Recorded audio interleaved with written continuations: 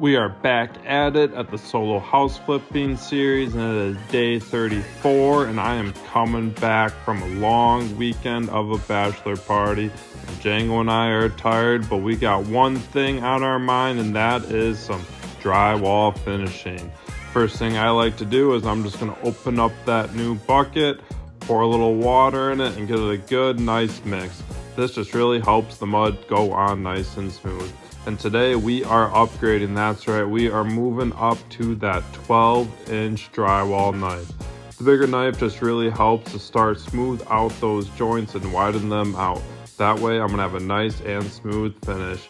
Now that I'm done with this area, I am gonna move on to that closet area, and I'll tell you what, I got some work to do. I need to start filling in this gap from that new drywall to that existing old drywall at that ceiling. I know it's going to turn out great when it's all done, and Django is down for the count. This guy is going to get his morning nap in, and I am going to move on over to that kitchen. I'm not going to lie, putting on this mud was not my favorite thing to do today, but is definitely the critical path to start getting this house wrapped up. I really need to get the bathroom and also this kitchen mudded. I need to get those multiple coats on and sanded. That way I can start to put the kitchen and bathroom back together.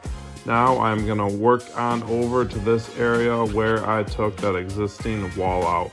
And I'll tell you what, taking out this wall and also the soffit for those cabinets was a lot of work. I had to redo a bunch of the electrical, and just coating in this mud takes a lot of time and effort, but I definitely think it's worth it in the end. Opening up this wall just makes this house seem so much bigger, which is definitely a plus side to this project. This kitchen's going to be really nice when I'm done with it. I plan on putting a countertop overhanging that half wall to serve as a little breakfast bar area. It'll be really nice with some stools there for eating, and also to open up this space for a nice entertainment area.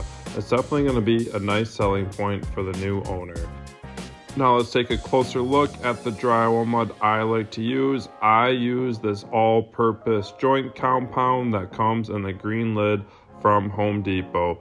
It is just the type of mud that I prefer to use. It is what I grew up using, so that's what I use. There's also different type of muds like hot mud that dries quicker, and you can also get mud in a box that you have to mix up, or a powder, but I just like using the pre-mixed joint compound. It really works for me well, and I have really no reason to change it up. Let me know in the comments below what type of joint compound you like to use.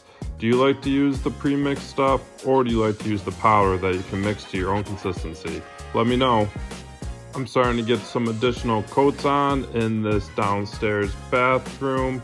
It's definitely a lot of work working around this box out for that existing vent up above, but I really had no choice. Otherwise, I would have to drop that whole ceiling, which would make this space seem even smaller. And now that I have another coat on in here, I am going to move on over to that master bedroom walk-in closet. I need to get that fiber mesh tape on all of my butt joints on the flats, and also all of those inside corners between the two walls, and also between the ceiling and the top of the wall. And I'm just going to use my small knife and get that first coat of drywall compound on. After I'm done with that, I'm going to start filling in those joints. You can see that in the time lapse that it starts to dry on the outside. That's because I am taking extra time and effort to make sure I feather out the side of those joints. This makes a huge difference when you go to sand that drywall. I will not be putting in a door between this new basement bedroom and this walk-in closet. This is because for code you need clear and easy access to the egress window, and I also think that the egress window will just let in a lot of natural light to the space, which will be a huge benefit. Now that I have that all done, this is what it looks like when that first coat of mud is complete in this closet. And that is going to be a wrap for day 34. It was a full 9-hour day today, and I went through 2 of those big buckets of drywall compound, and I couldn't have done it without my right-hand man, Django, keeping a close and watchful eye on me.